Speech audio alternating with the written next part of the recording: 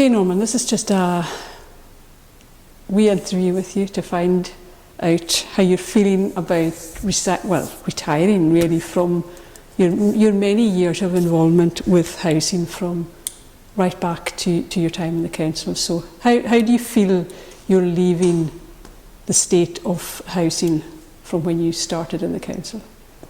Well, the state of housing today in comparison to when I started in the council in 1999, there's no comparison.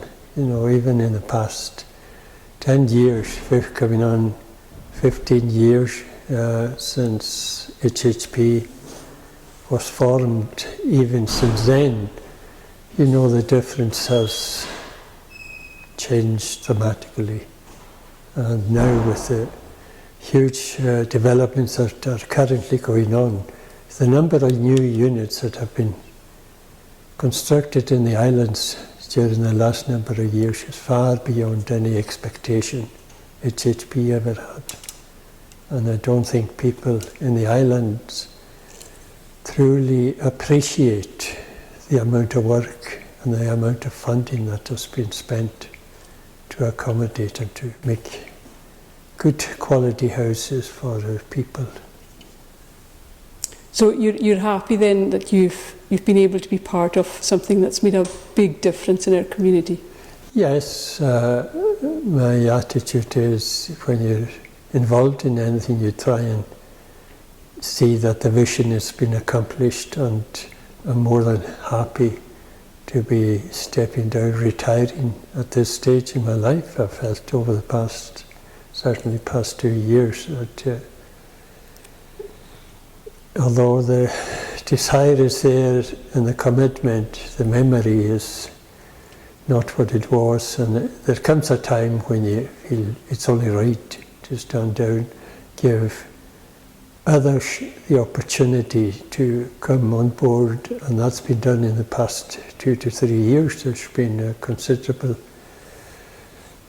talented people who have come on to serve on the board. And given the type of board it is, you know, it is a business, and it has to be a business that survives for the foreseeable future.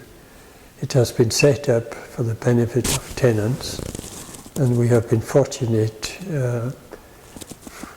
from the funding that we've received over these years from Scottish Government and the commitment from the Council and all the other agencies, that we are where we are today. But we cannot be complacent. There is still a lot to be done, and I'm confident with the board that is currently in place at HHP and the experience that these individuals have, and the management, the executive team, led by the chief executive and the directors. I couldn't ask for a better team to be running HHP, and I know that their commitment is to ensure that there are good quality homes provided in the islands, that the refurbishment of existing homes are kept up to speed, and that they meet the needs of our tenants, who at the end of the day are the ones who pay to get quality houses provided for them. So we must be always aware of the need to keep tenants at the forefront, to keep the regulators, Scottish Government regulators, to keep them happy, and to ensure the viability of HHP for the foreseeable future.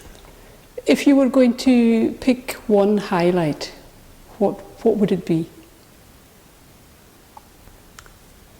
I think that's difficult, but as each scheme comes on board, I think to see the new HHP board, the talents that are there, and the commitment, and the executive team, seeing them working together as a team, and given, you know, the way staff and management are now working closer together, I think having the team that's set up between the board and the executive, to me, has been a huge success.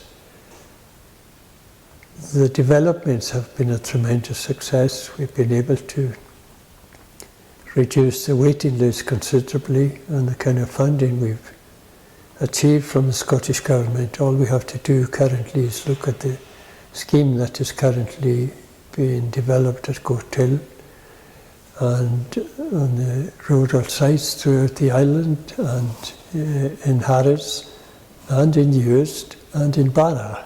So we're meeting the needs from the bud to Barra, and that is the most important, one of the most important things that we do, and that we secure the future of HHP. It's a non-profit making organisation, and any funding that comes in is going straight back out for the benefit of our tenants.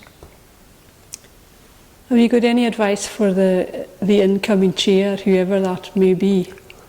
Well, I think everyone who's currently on the board have good valued experience, and